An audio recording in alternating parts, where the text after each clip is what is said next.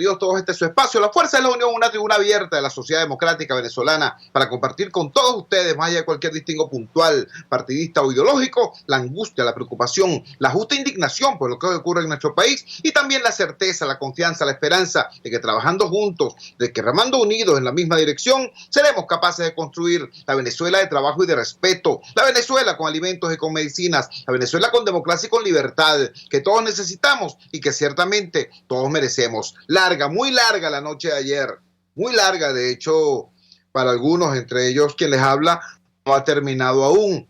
Fue no solamente por el tema de los resultados, sino por el tema de la construcción de la respuesta ciudadana, de la respuesta cívica, de la respuesta democrática a esos anuncios y a esos fulanos resultados. Sin embargo, bueno, ese es el tema justamente que vamos a tratar a lo largo del programa y no nos adelantaremos. Vamos con lo que es nuestra agenda de cada lunes. Tenemos en línea a nuestro aliado César Batis, el director de El Pitazo, con su versión en esta alianza, El Pitazo Madrugador. César, mucho material del cual hablar, no solamente porque se nos combinó el fin de semana, sino porque, bueno, los hechos de ayer dan para todo un tomo, ¿no? Te escuchamos, César. ¿Qué nos trae hoy la agenda informativa del Pitazo Madrugador? Te oímos. Por supuesto que estamos en línea con estos resultados electorales, con este análisis y esta evaluación de lo que ocurrió el día de ayer. Y por supuesto hoy más que nunca realmente es un pitazo madrugador, porque pese a que los resultados se conocieron a las 10:20 de la noche del día de ayer, y que lo que realmente se esperaba era conocer cuál era la cantidad o el porcentaje de participación que iba a informar el Consejo Nacional Electoral, tras esto ha venido, por supuesto, una serie de análisis, de acciones, y que van a continuar, y que en el menú informativo de hoy del Pitazo vamos a continuar con este proceso de análisis de los resultados y observando cuáles son las reacciones de los principales actores en vista al futuro inmediato de lo que será este movimiento político y social que se está desarrollando a partir de estos resultados. Pero podemos decir que en medio de estos análisis de resultados tenemos en el Pitazo que los votos a favor de Maduro equivalen a 1/3 de los portadores del carnet de la patria. Decimos, repito, los votos que anunció el CNE. Maduro convoca, también tenemos en el menú informativo que Maduro convoca a los perdedores y los abstencionistas a un gran diálogo. Lo insistió el presidente reelecto, pese a los insultos que profirió, sobre todo contra Falcón. Parecía un ir y venir entre insultos e invitaciones al diálogo, pero el presidente, bueno, nos quedamos con este titular porque el presidente insiste en invitar a los perdedores a este gran diálogo por el país. También recogimos que venezolanos en Barranquilla, en Bogotá, los expresidentes de otros países y voceros internacionales también protestaron por estos resultados, y que también tenemos las reacciones en los centros electorales. Nosotros hicimos algo, Chugo, que fue recoger gráficamente en todo el país cómo estuvieron los centros electorales para que quedara como evidencia muy clara de lo que pasó. Y en verdad tenemos hasta un video donde mostramos que los centros electorales estuvieron más solos que Pueblo de Vaquero. Así que bueno, Chugo, hoy continuaremos con este análisis, estaremos haciéndole seguimiento a las reacciones de los diferentes voceros, entre ellos a Henry Falcón, quien dijo que hoy insistirá en la fecha de octubre para un próximo proceso electoral. Muchas gracias. César, antes de que te retires, ¿qué información tienes en el Pitazo sobre el tema de la huelga de hambre de las mujeres que son presas políticas en el helicoide? ¿Hay alguna novedad allí? Porque tenemos entendido que en la madrugada del sábado hubo una feroz requisa que afectó a estas personas y también en la tarde de ayer corrió una información en fuentes vinculadas con el Foro Penal sobre que algunas habían abandonado la huelga de hambre. ¿Tienes alguna información sobre ello? La información que teníamos era precisamente lo del la sumatoria de la huelga de hambre. No tenemos sobre el tema que planteas ahora del abandono de la huelga de hambre por algunos. El fiscal designado por la Asamblea Nacional Tarek William Saab, cuando votó allá en Anzoátegui, dijo que ya la situación del helicoide estaba controlada. Sin embargo, hay que llamar mucho la atención que ayer hubo en el Hatillo, en el solar del Hatillo, la detención de un médico por parte de la DGCIN, un médico traumatólogo del Hospital Clínico Universitario, y eso, por cierto, se convirtió en una de las notas más leídas ayer en nuestro portal.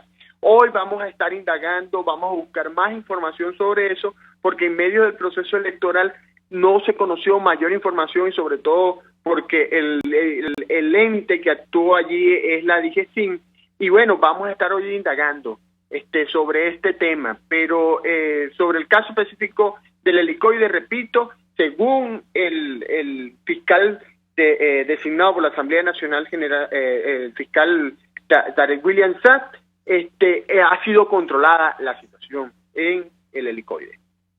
Muchísimas gracias, César. Era César Batis, nuestro aliado César Batis, director de elpitazo.tv y elpitazo.com, en esta alianza con la Fuerza de la Unión, que es el Pitazo Madrugador. Nos da entonces la panorámica de lo que será la agenda informativa en la mañana de hoy, centrada, por supuesto, en el análisis de los resultados electorales, si es que pueden ser llamados así los anuncios hechos ayer por la señora Tibisay Lucena. Vamos a escuchar de inmediato. Creo que es relevante porque quizás algunas personas no lo escucharon ayer de viva voz, y entonces tienen el peligro pues de simplemente consumir hoy interpretaciones o análisis de lo que dijo y no escuchar exactamente qué fue lo que dijo el señor Henry Falcón anoche cuando dio respuesta. Bueno, más bien cuando se anticipó a los resultados anunciados por Tibisay Lucena, porque esta declaración que van a escuchar de Henry Falcón fue anterior a los anuncios formulados por la señora Tibisay Lucena. Escuchemos entonces un fragmento de lo que fueron las declaraciones del día de ayer, de la noche de ayer, de Henry Falcón. Escuchemos. Categóricamente, y yo asumo la responsabilidad de lo que estoy diciendo.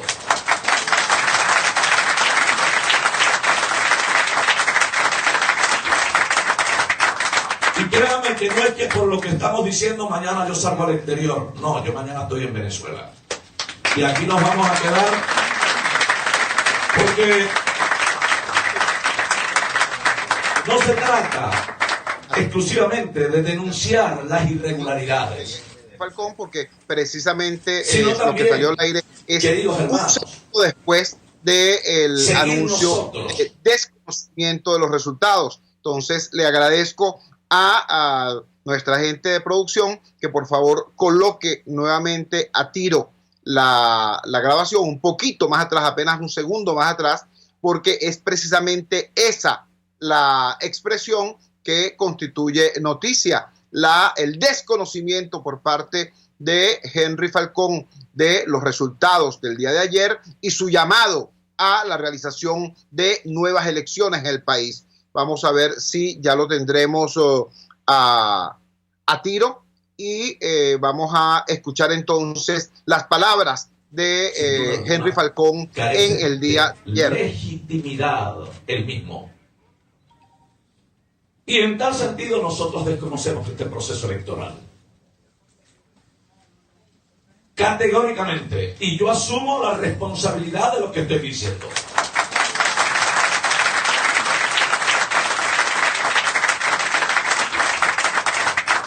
Y créanme que no es que por lo que estamos diciendo mañana yo salgo al exterior. No, yo mañana estoy en Venezuela. Y aquí nos vamos a quedar porque no se trata exclusivamente de denunciar las irregularidades,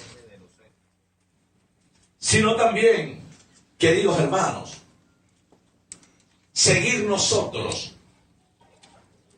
incidiendo en una lucha y promoviendo desde las estructuras de las organizaciones políticas que representamos y también desde las estructuras sociales de las mayorías silenciosas que se ven coaccionadas por este gobierno.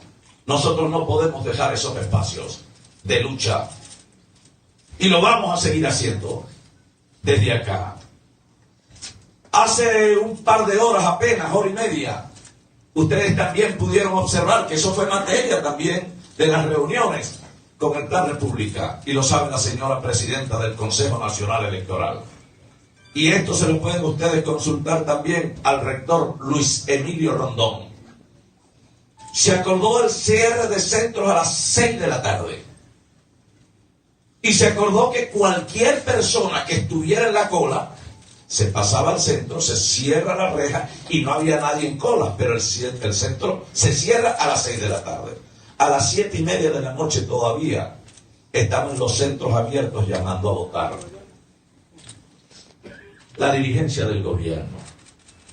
Entonces, donde no hay un proceso transparente, limpio, que permita que fluya la voluntad de las grandes mayorías en función de buscar un cauce democrático para que podamos de verdad alentar una salida en paz, que no genere más dificultades, más muertos en Venezuela, y que nos permita abordar el problema de la gente, que es el hambre, la mortalidad, la falta de servicios y el deterioro en general de la calidad de vida, fundamentalmente de los sectores más deprimidos, los desposeídos, los excluidos de siempre.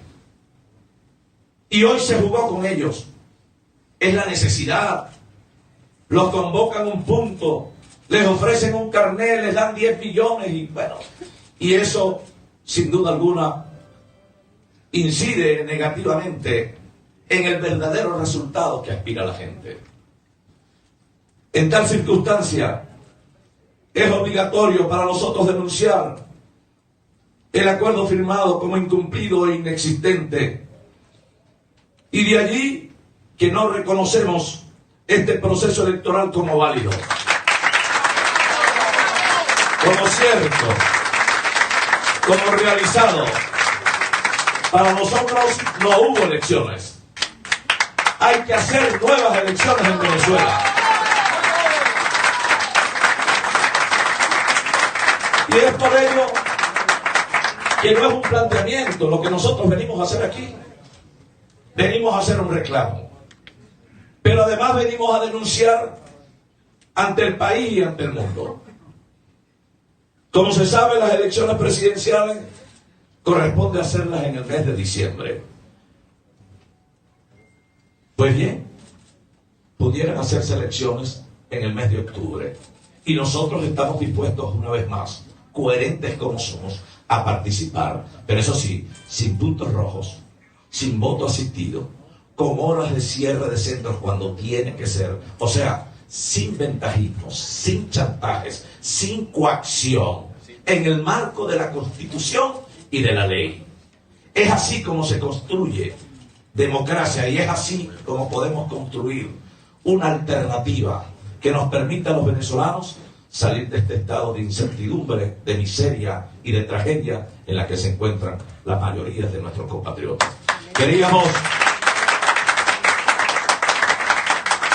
hacer este anuncio al país. Mañana el equipo de campaña tendrá entonces el encuentro con los medios de comunicación. Las declaraciones entonces del señor Henry Falcón, hasta ayer candidato presidencial, quien, como ustedes escucharon, en primer lugar hizo un recuento pormenorizado de las denuncias debidamente sustanciadas y documentadas de irregularidades ocurridas a lo largo del proceso.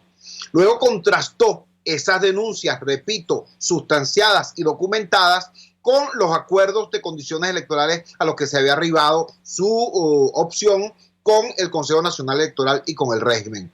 Al dar entonces por incumplidos los acuerdos, sobre esa base, el señor Henry Falcón desconoce los resultados, asume la responsabilidad que tal desconocimiento pueda acarrearle, dice que se queda en el país para dar la cara aquí, precisamente por eso, y plantea entonces la necesidad de realizar, tal y como lo dice la Constitución de 1999, elecciones presidenciales en el año 2018. El año 2018 es un año electoral presidencial, definido así por la Constitución, no porque la ANC lo haya convocado. por la Constitución. Y en virtud de eso, entonces plantea Henry Falcón la convocatoria de elecciones presidenciales que puedan ser llamadas tales, y establece los términos y establece las condiciones. Yo voy a compartir con ustedes de inmediato 5 comentarios que a propósito de esto hicimos ayer en la red social Twitter, ¿no? Decíamos así: la declaración de Henry Falcón Lara enumerando las denuncias documentadas de irregularidades electorales, negando en consecuencia la legitimidad del proceso, rechazando sus resultados y exigiendo la realización de nuevas elecciones, abre un compás para la reunificación opositora.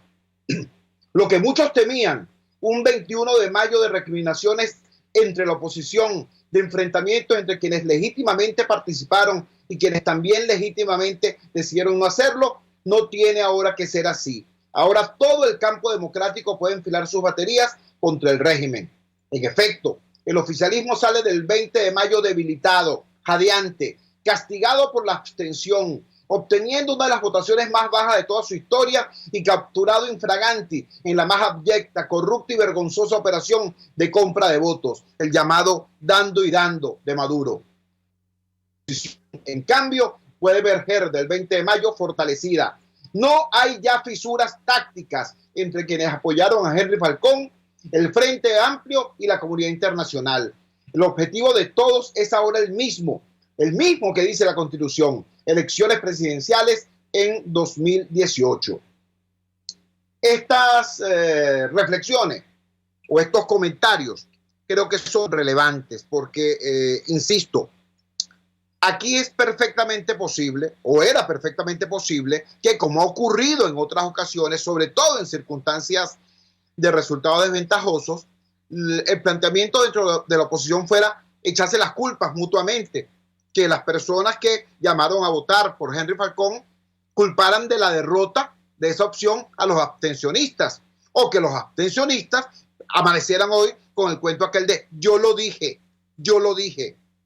tuve razón siempre, y acusando a quienes participaron de haber supuestamente convalidado el fraude. Bueno, ya está claro, quienes plantearon el tema de la no participación tenían en efecto una intuición o una conexión con el repudio mayoritario a un proceso electoral convocado por Maduro, por el régimen, por sus autoridades electorales.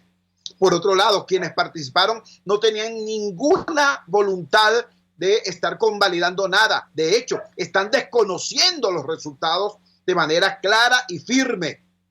Esa coincidencia hoy permite, repito, que actuando con inteligencia y sobre todo con sentido patrio, todas las expresiones de la oposición venezolana converjan ahora en una única hoja de ruta. Elecciones presidenciales 2018 con el apoyo, por cierto, unánime de la comunidad internacional. Vamos a la siguiente pausa comercial y ya regresamos con muchísimo más de La Fuerza. La fuerza es la unión. Usted escucha Unidad, la fuerza es la unión, con Chuo Torrealba por RCR 750 AM. Puedes seguirnos en nuestras redes sociales. En Twitter, @RCR750, la radio que se ve. En RCR somos vanguardia. Toda la programación de tu RCR también la puedes seguir a través de la internet. Audio y video en tiempo real, noticias y mucho más. No te pierdas ni un segundo de nuestra programación. No hay excusa ni cadena que valga para que dejes de escucharnos. Ingresa a rcr.tv, la radio que se ve. Opinión, ideas en debate. Usted escucha a Chuo Torrealba en Unidad, la fuerza es la unión, por RCR. Regresamos a La Fuerza es la Unión y ahora vamos a hacer un ejercicio de seriedad numerológica, de seriedad estadística para poder analizar los resultados del día de ayer. Ayer el señor Maduro Moros, se relamió durante buena parte de su intervención diciendo que él había obtenido el 68% de los votos y que eso le daba una victoria desmesurada y bla, bla, bla, bla. Todos tenemos, por supuesto, una clara desconfianza de todo aquello que el señor Maduro Moros afirme. Pero sobre todo cuando se trata de números, es importante hacer precisiones, porque el señor Maduro Moros, por ejemplo, se refería ayer a ese 68% sin decir que estaba hablando de el total de votos válidos emitidos dentro de ese proceso que se caracterizó por ser la elección presidencial con más abstención de toda nuestra historia y uno de los procesos en general más ausentes de pueblo de toda la historia político-electoral venezolana. Por eso tenemos ahora como invitado a Félix Leonardo Seijas. Félix Leonardo Seijas es estadístico, es especialista en investigación por muestreo, es presidente del Instituto Delfos y es una opinión tremendamente autorizada para ubicarnos en esta dimensión del asunto. Félix, gracias por atender nuestra llamada madrugadora. Quisiera que nos explicaras de la manera más transparente posible cuáles son las características desde el punto de vista estadístico y numérico del proceso de ayer, desde el punto de vista de la participación, desde el punto de vista de los factores que ahí participaron y sobre todo, ¿con qué porcentaje de venezolanos hoy el señor Maduro Moros pretende aferrarse a la presidencia de la República? Te escuchamos. Muy buenos días. Muy buenos días, Chu. Bueno, el evento de ayer, lo primero es que estamos hablando de un evento que presenta una abstención altísima. Si bien parte de la población, cuando escucha la cifra en términos absolutos, considera que la abstención no es todo lo alto que ha podido esperar. Bueno, precisamente por eso, precisamente por un tema de expectativa, ¿no? Hay personas que sentían que aquí no iba a votar absolutamente nadie y cualquier número le parecería grande, ¿no? Bueno, la realidad es que estamos ante un evento electoral donde la abstención es un récord histórico. El récord antes, o la abstención más alta que se había registrado en el país, estaba alrededor del 45% en la elección del 2000, en la elección luego de la aprobación de la nueva Constitución. Este récord, pues, no solo pasa a ser historia, ¿no? Sino que el nuevo récord que se registra ayer, estamos hablando de una abstención del 52% según lo que anuncia el CNE, es decir, pasa el 50%. Esta es una abstención en Venezuela altísima. El presidente en su alocución ayer, en su discurso en el balcón del pueblo, bueno, lo que hablaba era de una victoria contundente, porque había sacado más del casi el 70% de los votos emitidos. La realidad es que sí, es el 70% de los votos emitidos, pero esto representa tan solo un 28-29% del registro electoral. Es decir, estamos hablando de un candidato que se proclama ganador con menos de la tercera parte del apoyo popular. Esto no quiere decir que si esta elección hubiese sido una elección legítima, como muchas que ocurrieron en la historia de Venezuela, donde también parte pequeña, aunque esto es un récord, pero parte pequeña o se registraron altas abstenciones. Bueno, esto no quiere decir que esto hace que sea ilegal el proceso, ¿no? Este proceso es ilegítimo por otros motivos, ¿no? Pero lo que sí quiere decir es que el apoyo al régimen realmente es un apoyo escaso, un apoyo bajo, pues estamos hablando de una elección además donde esa abstención, parte de esa abstención, por lo menos 2 millones de votantes simplemente no estaban en el país, y no estaban en el país huyendo de las condiciones en las que este gobierno tiene sumido a la población venezolana. Estamos hablando de una abstención que quizás en otros momentos, como fueron en los 90, se registraban abstenciones altas, pero eran abstenciones de apatía, eran abstenciones de decir, bueno, me da igual gane uno, gane otro, y me da igual gane uno, gane otro, porque quizás no me gusta ninguna de las dos opciones, porque quizás ya estoy empezando a desconfiar o simplemente pasa a ser algo que no me llama la atención la elección. En este momento estamos hablando de una abstención que lo que está diciendo es: este proceso no me parece legítimo, este proceso me parece un proceso cantado, me parece que el CNE no es un organismo autónomo, por lo tanto no siento que no vale la pena votar, porque vote o no vote, el resultado no va a ser, o mi voto no va a ser tomado en cuenta. En otros momentos la gente no votaba no porque desconfiaba en el CNE, no votaba porque no le gustaba ninguna de las dos opciones. En este momento pues está bastante claro que esa alta abstención tiene un rechazo no solo al régimen, sino tiene un rechazo a todo lo que significa el régimen, e incluso es un rechazo a sentir que no existe separación de poderes en Venezuela, a sentir que los mecanismos democráticos en este país no funcionan. Estamos conversando con el estadístico Félix Leonardo Seijas, quien, en virtud de su condición pues de profesional, de hombre serio, arranca por decir que en Venezuela no existe la figura del quórum, ¿no? Ni la figura de la doble vuelta electoral que permita que varios candidatos minoritarios entonces tengan que agruparse en alguna opción que pueda ser mayoritaria. ¿Qué quiere decir esto? Esto quiere decir que desde el punto de vista legal, desde el punto de vista jurídico, la baja asistencia electoral no invalida esa elección, y de hecho ha habido en Venezuela gobiernos legales y legítimos, además, que han llegado al poder con un porcentaje de representación relativamente bajo, muy bajo. Hace énfasis Félix Seijas en que el matiz de ilegitimidad se lo da a esto, o el conjunto, el cúmulo de elementos irregulares que rodean todo este proceso electoral. Y si además quien se presenta como ganador ha obtenido apenas el apoyo de 1 de cada 3 venezolanos, de menos de 1 de cada 3 venezolanos, entonces, ciertamente desde el punto de vista político, el resultado es de una extrema fragilidad. Ahora quisiera, Seijas, estamos conversando con el doctor Félix Leonardo Seijas, presidente del Instituto Delfos, que nos iluminaras un poco sobre un tema que sigue llamándonos poderosamente la atención.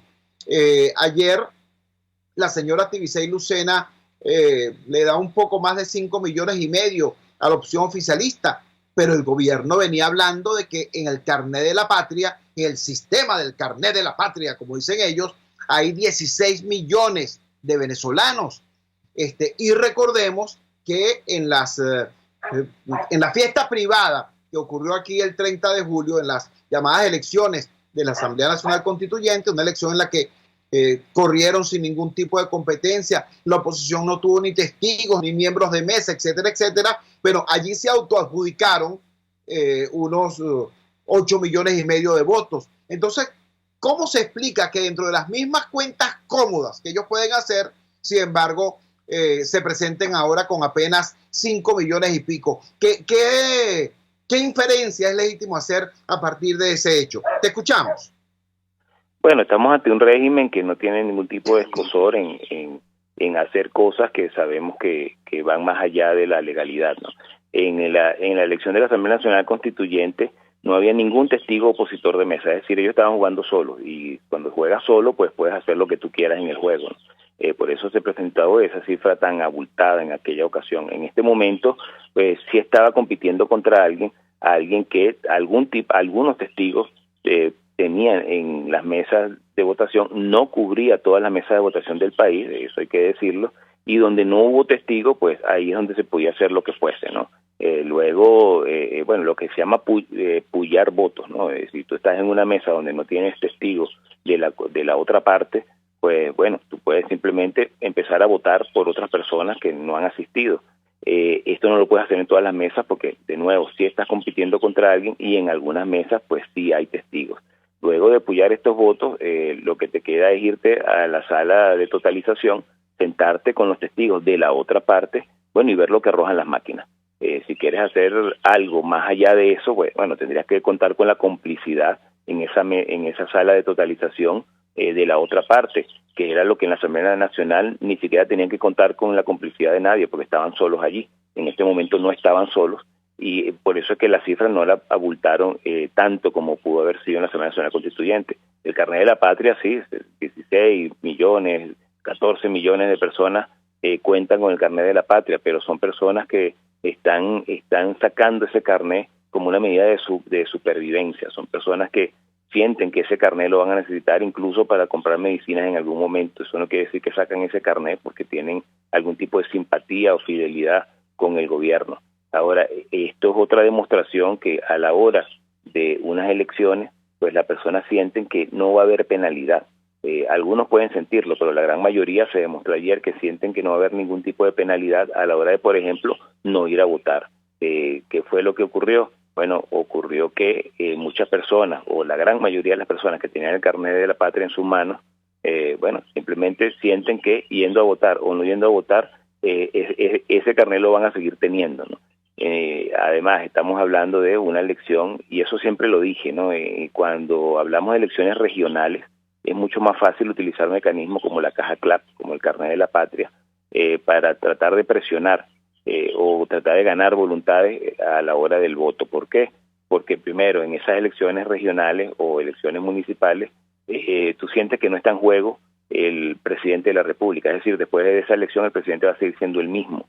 Sientes que esa autoridad regional más bien te conviene quizás que esté cerca de quien va a seguir siendo el presidente de la República, porque primero es la autoridad que tienes al lado, es la autoridad que tú sientes que te puede suministrar este tipo de beneficios como la caja CLAP. Entonces, bueno, está bien, puedes terminar votando por esa autoridad regional que sientes que no va a cambiar en realidad el juego, el macrojuego, porque el presidente va a seguir siendo el mismo. En este momento es diferente, en este momento no está en juego esa autoridad regional. Tú sientes que el presidente, pues, primero, si sale, pues salió y cambió todo el juego. Segundo, si permanece allí, bueno, no está en juego esa figura que tienes al lado. Entonces, era mucho más difícil que las personas se vieran motivadas a ir a votar por el simple hecho de la caja CLAP. Ya esa con el mandatario regional, quizás si tenías algún tipo de miedo de que no te llegara, pues ya lo tienes asegurado. Félix, te agradecemos profundamente que nos hayas regalado estos minutos esta madrugada del lunes 21 de mayo. Fue Félix Leonardo Seijas, estadístico venezolano, especialista en investigación por muestreo y presidente del Instituto Delfos, una de las casas encuestadoras más prestigiosas de este país. Nos dice entonces, resumiendo, el estadístico Félix Leonardo Seijas, en primer lugar, récord histórico de abstención en las elecciones presidenciales. Uno de los procesos más vacíos de pueblo de toda nuestra historia fue el proceso que se dio ayer. En segundo lugar, nos dice el 68% del cual presume Nicolás Maduro es en realidad sobre el total de votos válidos emitidos. En términos de lo que es la composición del registro electoral permanente, eso apenas llega, la cantidad de personas que dicen el CNE que sufragó por Maduro, apenas llega al 29%, es decir, no llega ni al 30%. Es realmente importante decir esto. Un gobierno que hizo uso y abuso de los recursos públicos, que utilizó toda la maquinaria del Estado para imponerse, que extorsionó desde el punto de vista económico el hambre de los venezolanos más pobres, que hizo toda esa cantidad de barbaridades, apenas logró el apoyo de 1 de cada 3 venezolanos. Es decir, es un gobierno abiertamente minoritario. Por eso decimos que la lectura de estos resultados tiene que ser ponderada, muy ponderada, porque aquí el gran derrotado es el gobierno. Y existe hoy un puente muy importante para que las fuerzas del campo democrático logren reunificarse en una única táctica, en un único propósito inmediato, en una única hoja de ruta. Elecciones presidenciales 2018, como reza la Constitución de la República Bolivariana de Venezuela. Vamos a la siguiente pausa comercial y ya regresamos con muchísimo más de La Fuerza. La fuerza es la unión. Les estamos presentando Unidad. La fuerza es la unión. Solo por RCR 750 AM. En Las Mercedes, en Caracas, está el mejor restaurante especializado en carne de cerdo.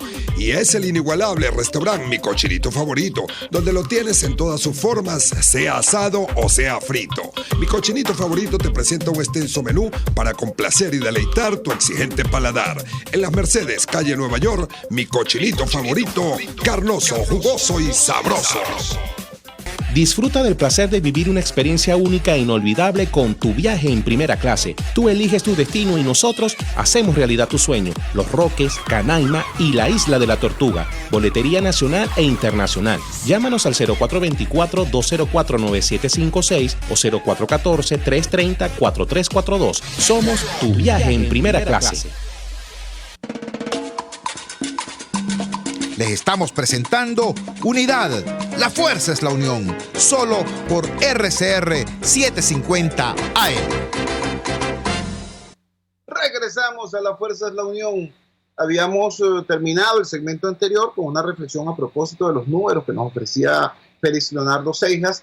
Y bueno, queda evidente a la luz de los números el inmenso fracaso que acompañó ayer a este gobierno que se pretendía todopoderoso, absolutamente capaz de dominar cualquier variable de la vida nacional, y resulta que todo ese esfuerzo terminó pariendo un ratón, todo ese esfuerzo terminó pariendo apenas el apoyo chantajeado de menos de 1 de cada 3 venezolanos, por un lado. Por otro lado, insistimos en el planteamiento que hicimos desde el primer segmento del programa. Hoy hay la posibilidad, imagínense ustedes, por ejemplo, que nosotros hoy tengamos entonces o continuemos con una oposición dividida, ¿no? Una oposición diciendo, bueno, lo que revela esto con un gobierno tan débil es que si hubiéramos votado todo, le ganamos al gobierno. Entonces, echándole la culpa a la gente que optó por la no participación, o al revés, ¿no? Que estuviesen entonces diciendo, pero bueno, eso se sabía.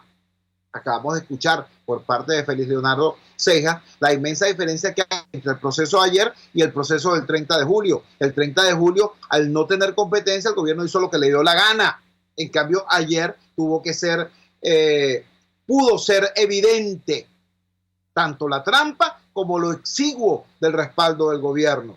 Entonces, repito, hay un puente importantísimo, una oportunidad importantísima para reunificar todo el campo democrático, pero no basta con que la dirigencia se reunifique. También es muy importante unir pueblo con pueblo, tanto ese pueblo opositor que hasta hace unas horas se estaba descalificando mutuamente unos a otros, como todo el pueblo opositor con ese pueblo que aún es rehén socioeconómico del régimen a través de las redes perversas del llamado carnet de la patria. De todo eso queremos conversar de inmediato con un venezolano que, además de ser uno de los expertos electorales más calificados de este país, es un ciudadano comprometido con la lucha por una democracia cada vez más transparente, cada vez más eficiente en Venezuela. Me refiero al exrector del CNE, Vicente Díaz. Vicente, gracias por atender nuestra llamada madrugadora.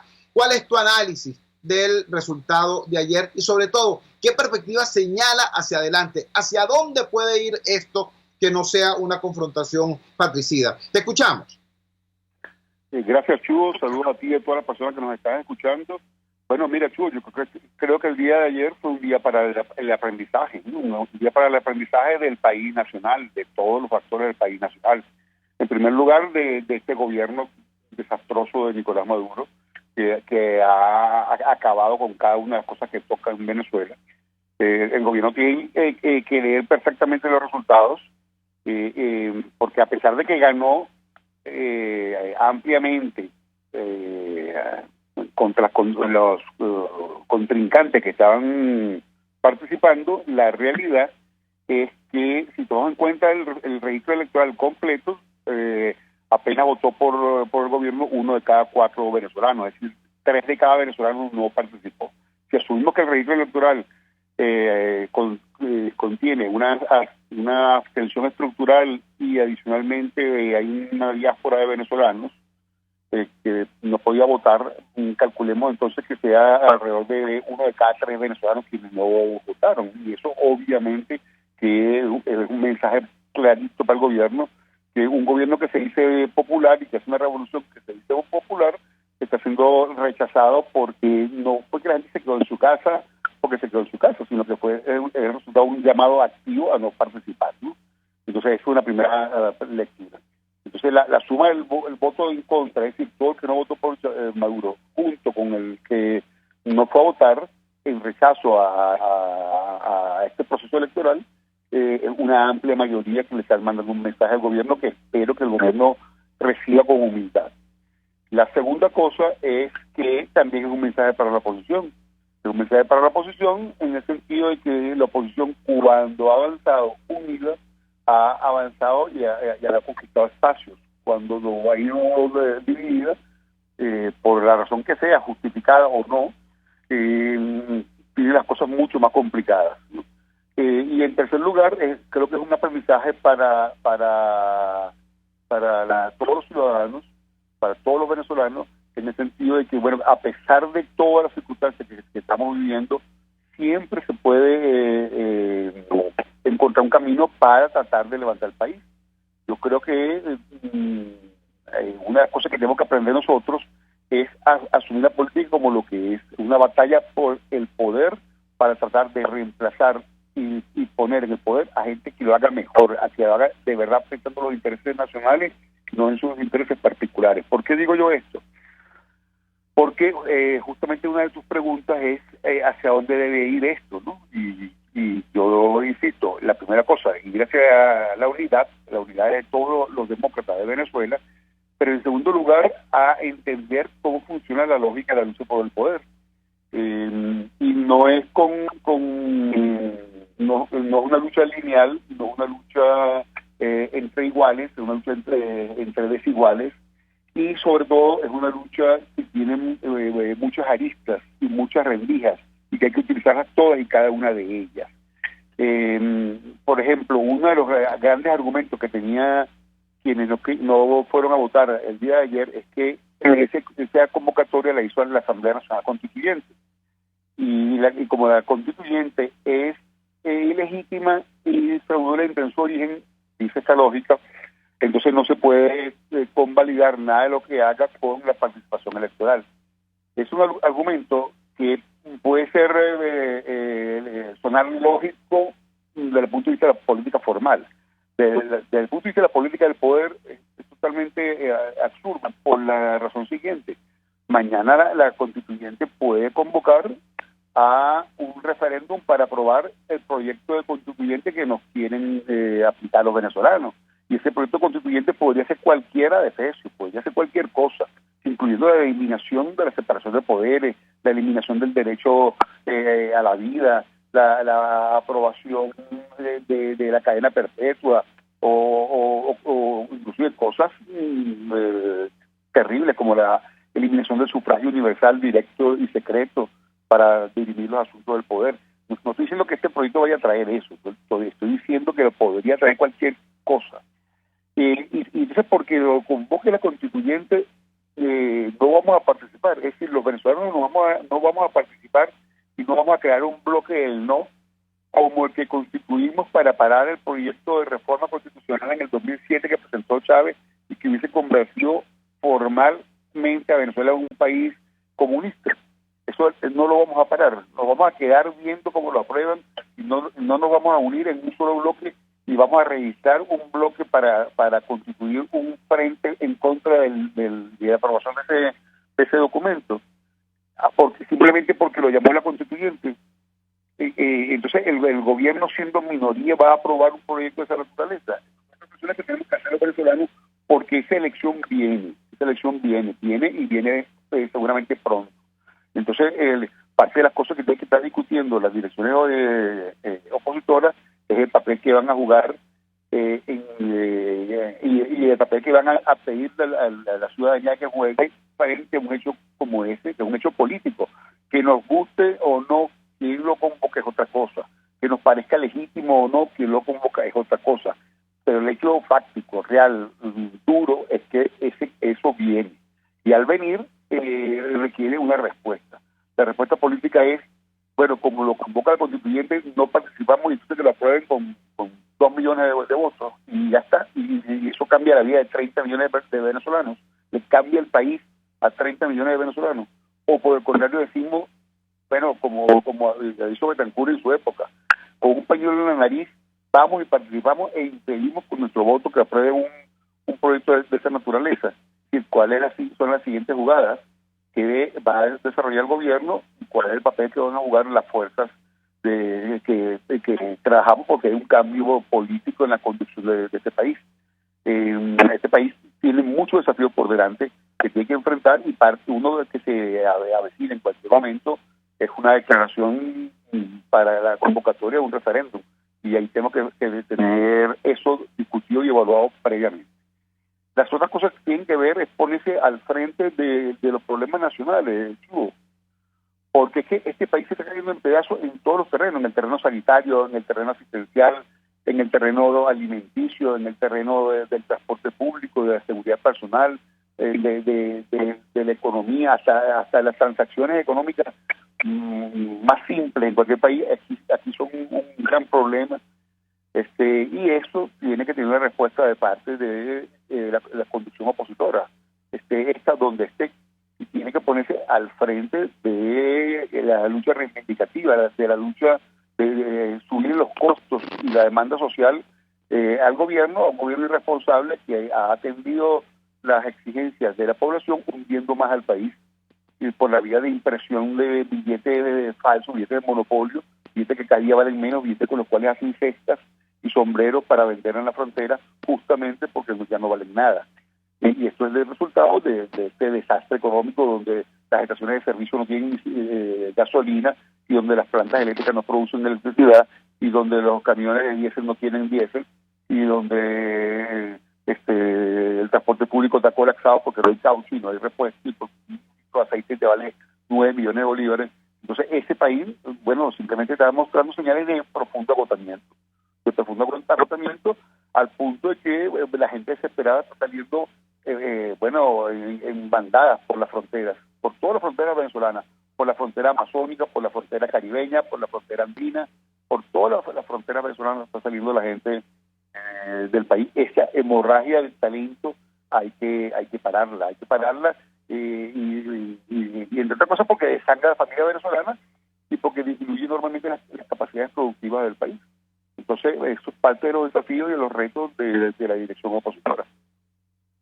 Vicente, te agradecemos profundamente que nos hayas dado tu análisis, ya no sobre los resultados, sino sobre el impacto de esta nueva situación y los caminos posibles, tanto en términos electorales como en términos de las luchas sociales y del combate político que se avecina. Era Vicente Díaz, el rector del Consejo Nacional Electoral, uno de los expertos electorales más calificados de este país. Como él mismo dijo, aquí hay un tema, aquí hay un desangramiento de la familia venezolana, no solamente por la gente que se está yendo, que está huyendo del desastre generado por el Chavo Diosdado Madurismo, sino además se está desangrando la familia venezolana por las personas que están presas, por las personas que están perseguidas, por las personas que están judicializadas, simplemente por tener una opinión distinta a la que es hegemónica desde el poder.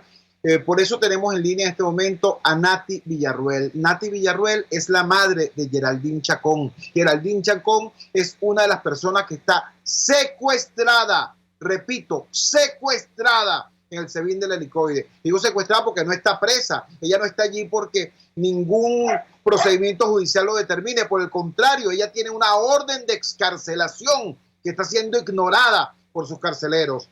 Y es una de las personas que desde el viernes pasado estaba en medio de una situación de huelga de hambre ante el incumplimiento de los acuerdos que llevaron al levantamiento de la toma del Helicoide por los presos políticos. Señora Nati, muy buenos días. ¿Podría darnos información sobre cuál es el estado de su hija y cuál es el estado en general de las mujeres presas políticas que están en el Helicoide? ¿Se mantiene la huelga de hambre total o parcialmente? ¿Cuál es la situación que existe allí? La escuchamos.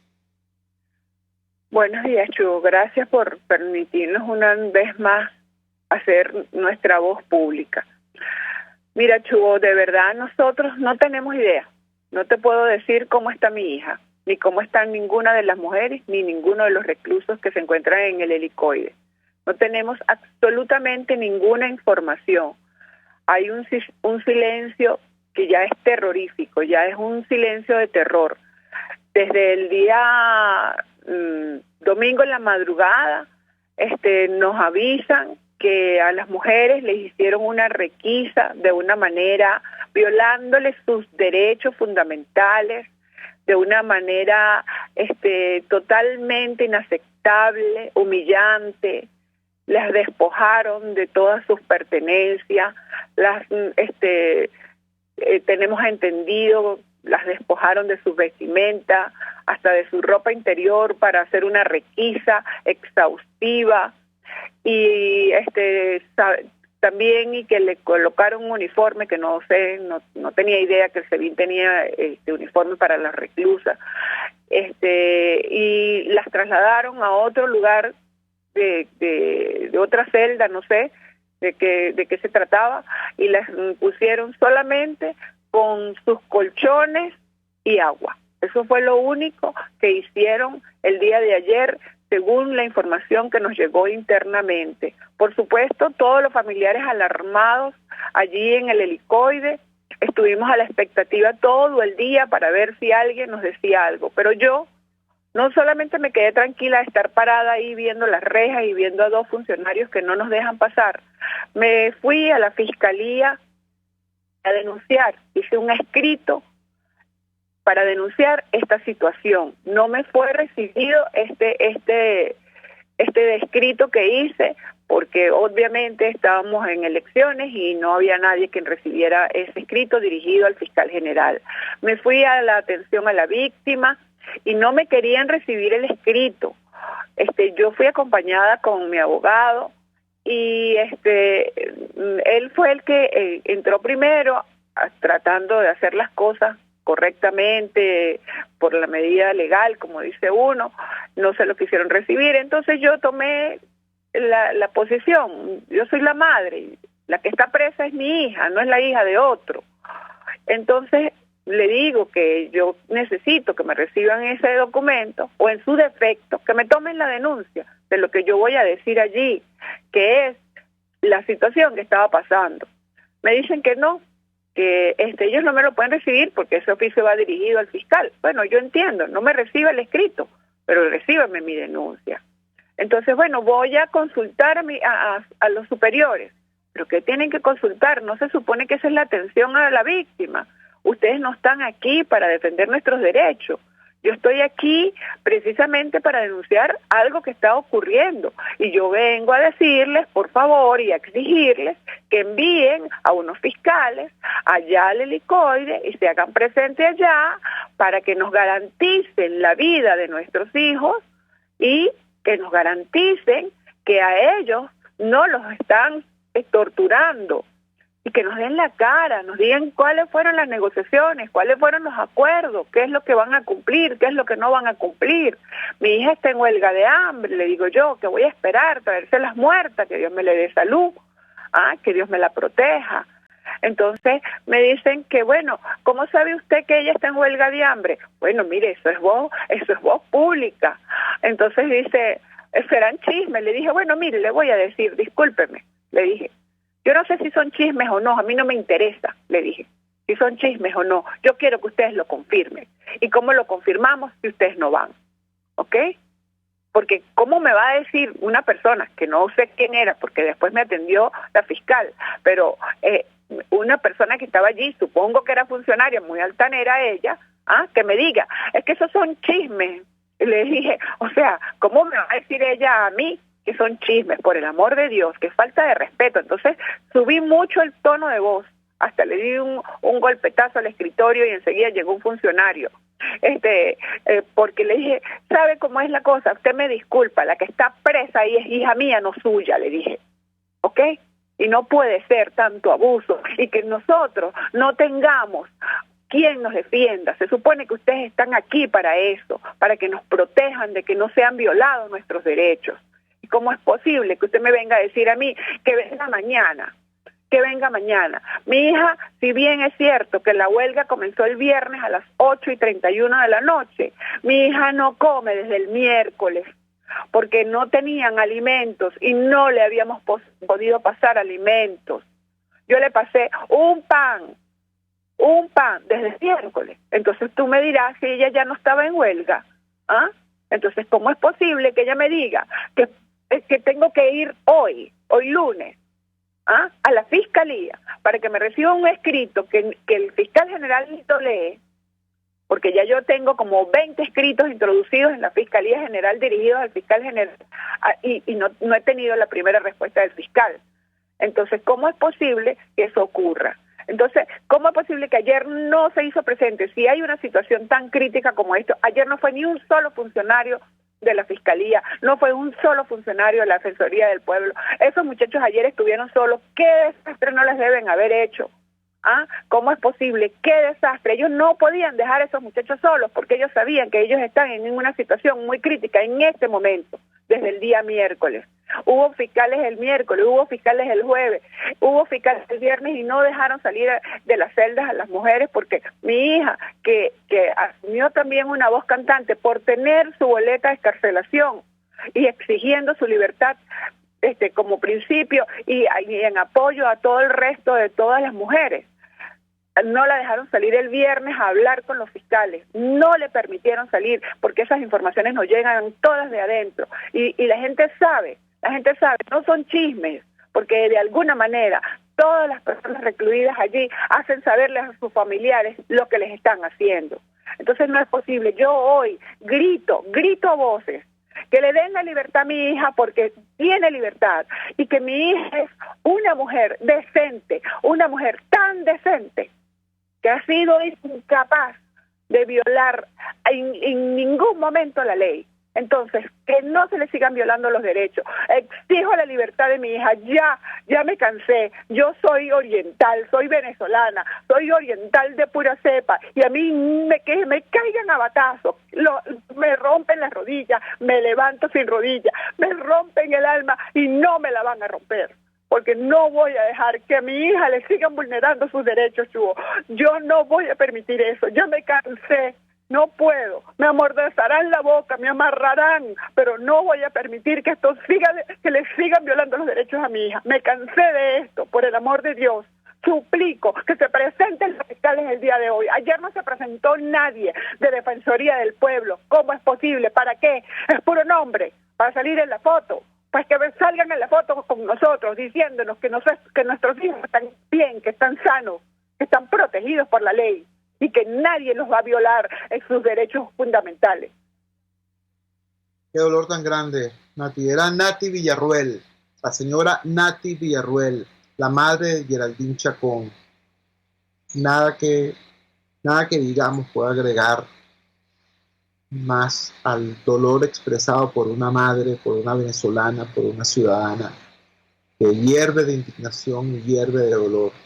Simplemente decirte, Nati, que esta humilde ventana seguirá a tu orden, porque de nada sirve tener ventanas si no se abren, si no se usan, y esta humilde ventana va a estar a tu orden y a la orden de todos los presos políticos venezolanos. Nati Villarruel, la madre de Geraldine Chacón, y me robo un segundo más para decirle al señor Tarek William Saab, caramba, Saab, antes la Fiscalía tenía una oficina de atención a la víctima. Ahora resulta que tienes una oficina de maltrato a la víctima, una oficina de insulto a la víctima, una oficina de escarnio a la víctima. Ese es el logro de tu gestión en ese despacho donde te puso una instancia que no corresponde. Qué dolor, ¿vale? Qué dolor. Y el señor que está al frente de la Defensoría del Pueblo, a quien yo conocí cuando era activista de derechos humanos, integrante de una organización que era una ONG, una organización no gubernamental, y después se volvió una OMG, es decir, una organización muy gubernamental. El señor Alfredo Ruiz, defensor del pueblo. Ojalá que escuche el reclamo desesperado de Nati Villarruel. Trabajamos para ustedes en la dirección general de la emisora, Jaime Nestares. En la producción de este espacio estuvo Marisela Castillo, al frente de los controles estuvo César Arteaga. Habló para ustedes su amigo, comunicador popular, activista social, ciudadano en lucha por la democracia y por la libertad, Jesús Chuo Torrealba. Ahora más que nunca, fuerza Venezuela, porque la fuerza es la unión. RCR presentó Unidad, la fuerza es la unión, con Chuo Torrealba, solo por RCR 750 AM.